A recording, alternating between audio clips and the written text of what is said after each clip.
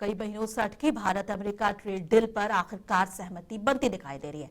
अमेरिकी राष्ट्रपति Donald Trump ने अचानक ऐलान कर दिया है कि भारतीय सामानों पर लगने वाले टैरिफ 25% से घटाकर 18% किया जा रहा है। ये फैसला इसलिए भी चौंकाने वाला रहा क्योंकि इससे पहले तक बातचीत और बेनतीजा रही थी और अमेरिका लगातार भारत पर दबाव बना रहा था। टैरिफ कम होने पर मनोज तिवारी ने खुशी जाहिर की है। क्या कुछ कह रहे हैं, एक बार सुनिए। कल अमेरिका ने 18% टैरिफ कर दी है।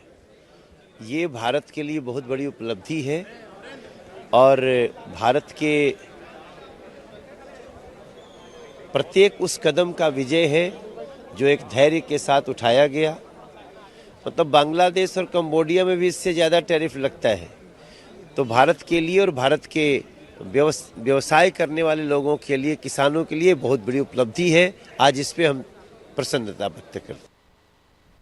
मधेपुरा के बीपी बंडल इंजीनियरिंग कॉलेज से एक बेहद दुखद और चौंकाने वाली खबर सामने आई है। कॉलेज की सिविल ब्रांच की छात्रा खुशबू कुमारी की बंद कमरे में संदिग्ध हालात में मौत हो गई। खुशबू का शव कमरे की बालकनी में फंदे से लटका मिला। रूममेट के मुताबिक खुशबू किसी तरह के तनाव में नहीं थी और क्लास के लिए भी सामान्य रूप से तैयार थी। घटना की सूचना देर रात मिलने पर परिजन कॉलेज पहुंचे, जहां बेटी को देखकर परिवार का रो रो कर बुरा हाल हो गया। परिजनों ने कॉलेज प्रशासन और पुलिस पर गंभीर सवाल उठाते हुए कहा कि बिना उनकी मौजूदगी के ही शव उतार दिया गया, जबकि परिवार पूरे मामले की उच्च स्तरीय और निष्पक्ष जांच की मांग कर रहा है। हम लोगों ने कभी ऐसा सोचा नहीं था कि वो लड़की ऐसा कदम उठा सकती है। वो बहुत ही स्वाभिमानी थी, आत्म स्वाभिमानी थी। कभी लगा नहीं था कि वो लड़की ऐसा कदम उठाएगी, लेकिन कुछ चौंका देने वाला सीन जो हम लोग के सामने आया वो ये था कि उसकी खुशबू कुमारी की 2 रूममेट थी, दोनों सिविल ब्रांच की थी। तो जब वो लोग क्लास जाने लगी 2 बजे, तो वो बोली कि खुशबू तुम भी चलो ना क्लास। तो वो बोली कि नहीं मेरा मन नहीं है, हम नहीं जा सकते हैं, तो वो तुम लोग जाओ। तो कैजुअली रूममेट्स लोग को लगा कि हाँ कैजुअली बोल रही है, मन नहीं होगा, कोई प्रॉब्लम होगा, ठीक है, तो वो लोग भी छोड़ दी। उसके बाद वो लड़की क्या की अंदर नहीं की नहीं पता। उसके बाद वो लोग दोनों चली गए क्लास। जब वो लोग क्लास से आती है तो दरवाज़ा खटखटाती है दोनों, तो दरवाज़ा कोई खोलता ही नहीं है। अपना कमरा अंदर से बंद कर ली है। छात्रावास के अन्य छात्रा एवं कर्मी द्वारा जो है कमरा को खोलने का प्रयास किया गया। कमरा नहीं खुला तो उसे तोड़ा गया। तोड़ने के बाद शव को फंदे से लटका हुआ पाया गया है। इसकी सूचना कॉलेज प्रशासन द्वारा पुलिस को दी गई है। पुलिस मौके वारदात पर पहुंचकर एफएसएल टीम को बुलाई है। तदुपरांत को शव को पोस्टमार्टम करने हेतु सदर अस्पताल मधेपुरा भेजा गया है। परिजन द्वारा अभी तक आवेदन नहीं दिया गया है। मृतक के परिजन द्वारा आवेदन प्राप्त होने पर एवं पोस्टमार्टम रिपोर्ट प्राप्त होने पर अग्रतर विधि सम्मत कार्रवाई की जाएगी। बिहार में कल से इंटरमीडिएट की परीक्षा की शुरुआत हो चुकी है। ऐसे क्रम में भागलपुर इंटर परीक्षा के पहले ही दिन एक दर्दनाक खबर सामने आई। बांका जिले के बौसी भलसूमिया गांव के रहने वाले छात्र विशाल कुमार ने आत्महत्या कर ली। विशाल भागलपुर के उर्दू बाजार स्थित एक लॉज में रहकर पढ़ाई कर रहे थे और परिजनों के मुताबिक विशाल के एडमिट कार्ड में नाम की गलती थी, जिस वजह से उसकी परीक्षा नहीं हो पाई। स्कूल प्रबंधन ने मई में परीक्षा लेने की बात कही थी। इसी तनाव में वो पिछले कई दिनों से परेशान था। जब कमरे का दरवाजा नहीं खुला तो मकान मालिक ने परिजनों को सूचना दी। पुलिस ने मौके पर पहुंचकर शव को पोस्टमार्टम के लिए भेज दिया है। फिलहाल कोई सुसाइड नोट नहीं मिला है मौके पर से और पुलिस पूरे मामले की जांच में जुटी हुई है। घटने के बारे में तो ज्यादा जानकारी नहीं है, क्योंकि सुबह 10 बजे तक वो उठ जाता है, लेकिन आज गेट खुला ही नहीं वो लोग का। तो 12 बजे के अप्रॉक्स में लड़का उसके बगल वाला कमरे का वो देखा, तो उसने बताया कि सब भैया वो कुछ कर लिया है, देखिए एक बार यार। 12 बजे पता चला। क्या नाम? विशाल कुमार। कब से मरा था? 1 साल से। 1 साल से। वैसा पता चला? नहीं वैसा कुछ था नहीं, नॉर्मल लड़का था। कहाँ के रहने वाले थे? ये बॉस ही का था। किस क्लास में पढ़ते? इंटर में था। इंटर का एग्जाम भी तो नहीं था इसका? एग्जाम नहीं था, लेकिन उसका एग्जाम डिले हो गया था क्योंकि एडमिट कार्ड में प्रॉब्लम हो गई थी कुछ। आज एग्जाम नहीं था वो? जी। उनके पिताजी का क्या नाम? प्रमोद कुमार यादव। आप कौन हुए? मैं यहाँ रूम का ऑनर। मोतिहारी के तुर्कौलिया थाना क्षेत्र से आस्था को झकझोर देने वाली खबर सामने आई है। पुरवारी टोला गांव स्थित प्राचीन गाड़ी माई मंदिर में बीती रात चोरों ने बड़ी चोरी को वारदात को अंजाम दिया। मंदिर का ताला तोड़कर माता के पीतल के मुकुट, आभूषण और दाना पात्र की नकदी चोरी कर ले गए।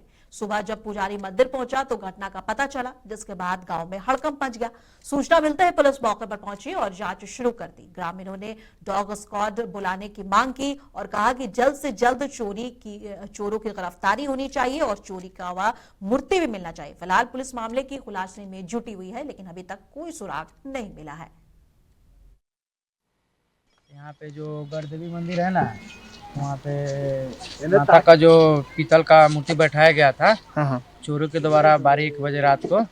यहाँ से पुजारी वजारी रहता नहीं है, सुबह में आते हैं गांव का मेरे एक आदमी जो मंदिर धो धा के पूजा वूजा कर देते हैं, फिर शाम को आके दिया हुआ बार के चले जाते हैं। रात को कोई नहीं रहता है।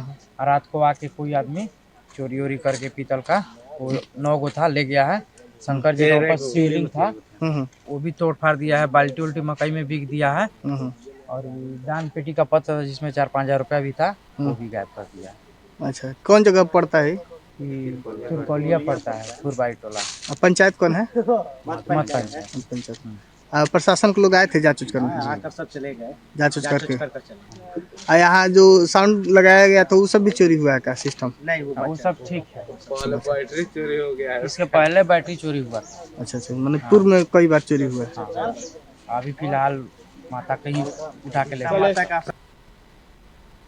पटना के बुद्ध स्मृति पार्क में आज बेटियों की सुरक्षा को लेकर सरकार के खिलाफ जन सुनवाई हुई और आयसा और AIPWA के आह्वान पर आयोजित इस कार्यक्रम में आरोप लगाया गया कि बिहार सरकार बेटियों की सुरक्षा देने में पूरी तरह नाकाम रही है। जन सुनवाई में खासतौर पर नीट छात्रा कांड का जिक्र करते हुए कहा गया कि प्रशासन अपराधियों को बचाने में लगा है। महिला संगठनों ने मांग की कि सिर्फ CBI जांच नहीं बल्कि सुप्रीम कोर्ट के निर्देश में निष्पक्ष जांच हो। कार्यक्रम के ऐलान किया गया कि 4 फरवरी से जहानाबाद से बेटी बचाओ न्याय यात्रा शुरू होगी, जो 10 फरवरी को विधानसभा मार्च के साथ खत्म होगी।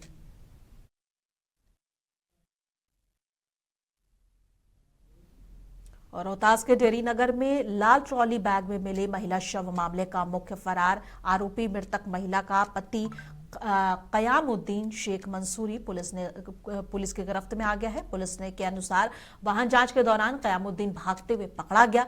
पूछताछ में सामने आया है कि 1 फरवरी को डेहरी में मिले शव की पहचान उसकी पत्नी महरू खातून के रूप में हुई थी। इस मामले में पहले ही 2 अन्य आरोपी गिरफ्तार किए जा चुके हैं और अब मुख्य आरोपी के पकड़े जाने के बाद जांच और तेज कर दी गई है। पुलिस ने पूरे मामले की गंभीरता को देखते हुए सभी संदिग्धों की तलाश शुरू कर दी है।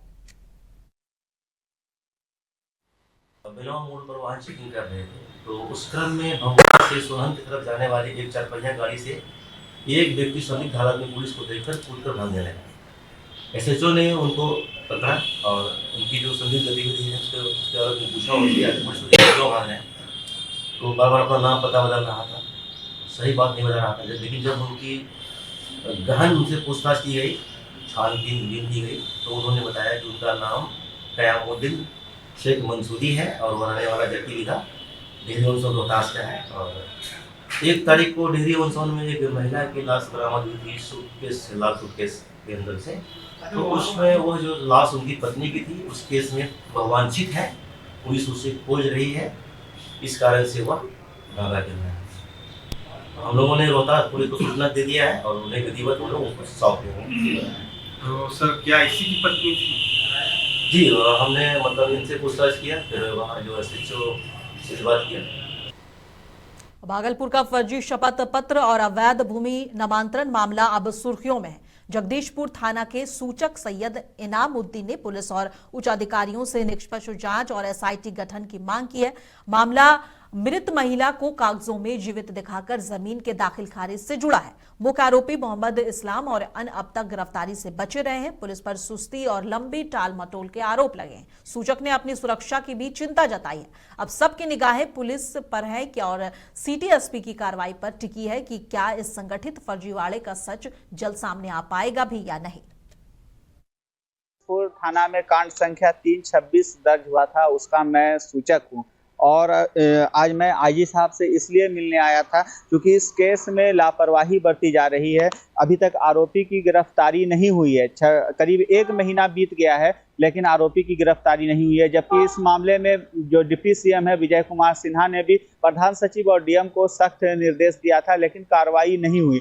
पुलिस की लापरवाही हमको नजर आ रही है, जिसकी शिकायत मैंने आज सर से की है और एसआईटी गठन करने की मांग की है। और जो इस पदाधिकारी ने भी इसमें लापरवाही बरती है उसकी उच्च स्तरीय समीक्षा करने की मांग कर रही है। मांग मैंने की है सर से, आईजी साहब से, और साथ ही साथ अपने जान माल की सुरक्षा की भी गुहार लगाई है। आईजी साहब ने कहा है कि इस मामले को जो है तो मैं गंभीरता से देखूंगा और सिटी एसपी को भी उन्होंने निर्देशित किया है। अब सर देखते हैं कि सर ने कहा है कि आप निश्चित रहिए, आपको मैं पूरी तरीके से इसमें निष्पक्ष जांच होगी। हमने जिलाधिकारी को और प्रधान सचिव को ये मामला को दिया है कि गहनता के साथ आप उसकी समीक्षा कर उस पर कार्रवाई होगी। कोई भी पदाधिकारी यहाँ से चले गए हों या सेवानिवृत्त हो गए हों, वो जिम्मेवारी से नहीं बच सकते। उनकी जवाबदेही और जिम्मेवारी तय की जाए। भागलपुर के सुल्तानगंज नगर परिषद में वार्ड नंबर 26 में शिव मंदिर के बेंचू मंडल के घर तक पीसीसी सड़क का शिलान्यास मुख्य पार्षद राजकुमार गुड्डू ने नारियल फोड़कर किया। इसी तरह वार्ड 24 में सड़क और नाला निर्माण का शिलान्यास भी किया गया। इस मौके पर ग्रामीणों ने पार्षद को फूल माला और अंग वस्त्र पहनाकर स्वागत किया। जी अभी नगर परिषद क्षेत्रांतर्गत जो हमारा जगबीनाथ धाम नगर परिषद है, तो लगभग 2800 वार्ड में एनआईटी का कार्य और विभागीय कार्य जो है वो किया जा रहा है, जिसमें पथ और नाला निर्माण को जो है प्राथमिकता दिया जा रहा है। और हम लोगों का एक विजन है कि नगर क्षेत्र का जो भी हमारा वार्ड है, चाहे वो 1 नंबर हो या 28 नंबर हो, इस बीच में जितने भी वार्ड आते हैं, तो हम लोगों का मूल उद्देश्य ये है कि जो भी आबादी जल जमाव की स्थिति को झेल रहे हैं, जिस भोजपुर जिले के चरपोखरी प्रखंड मुख्यालय में नए प्रखंड और अंचल कार्यालय भवन के निर्माण को लेकर भारी आक्रोश देखने को मिला। लोगों का कहना है कि कन्या प्रोजेक्ट 10+2 उच्च विद्यालय के पास गलत तरीके से जमीन का कब्जा किया गया और इसे मुक्त कराने की मांग है। इसको लेकर प्रखंड मुख्यालय पर 1 दिवसीय धरना आयोजित किया गया। धरने में पूर्व विधायक शिव प्रकाश रंजन और कई लोग शामिल हुए। ब्लॉक परिसर है, ब्लॉक परिसर का जमीन है। ब्लॉक में तरह तरह के पदाधिकारी लोग रहेंगे, उन लोग का आवास रहेगा, उनका परिवार रहेगा। इसमें आप झंडा खींचिएगा, ये तो अनलीगल है।